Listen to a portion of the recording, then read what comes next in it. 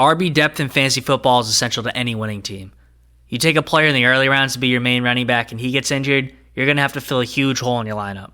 I have 4 players, 2 you can draft in the middle rounds and 2 you can draft in the late rounds, who I believe are not only great depth options, but they could potentially be big-time players for your fantasy team this season.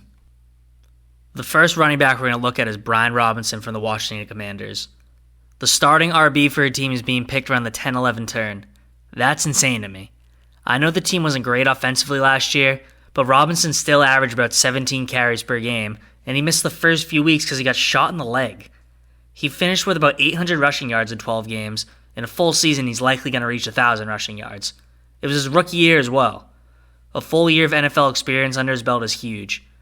While he does have almost no receiving upside, which is tough if you play in PPR leagues, you are able to draft him as an RB3, and that's great value.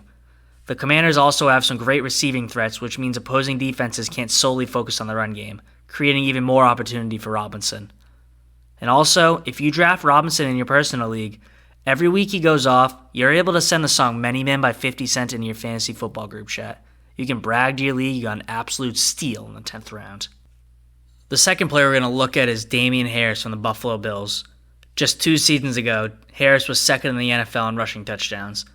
Last year, he had to deal with injuries and a bad Patriots offense, which hurt his production a lot. He goes into Buffalo this season as the current RB2 in the depth chart, but that does not mean he's going to lack opportunity.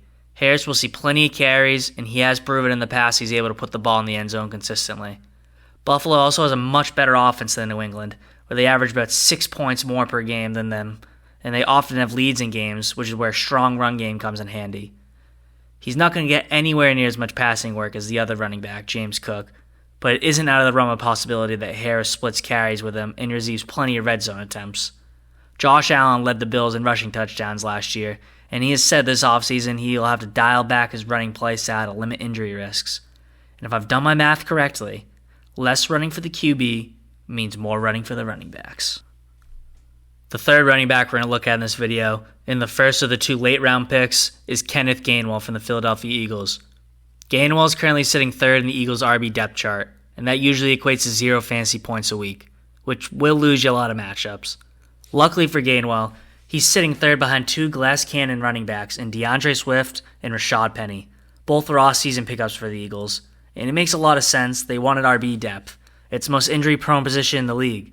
But their solution for depth was to get 2 guys with a ton of injury history? If Swift and Penny are both able to stay healthy all season for the first time in their careers, then that would be awesome to see. But being able to get Gainwell in the 16th round as someone who looks destined to be the starting RB by the end of the season, that is amazing value. He also led the Eagles in rushing in 2 of 3 postseason games last year, so he has proven he can run the ball well, and he's likely going to see touches, even if they aren't injured. If you're in a league with a deep bench, then Gainwell is someone you're going to want to have on it.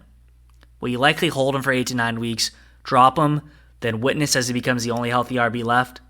Yes, that'll likely happen, but that's just what the cruel game of fantasy football does to you.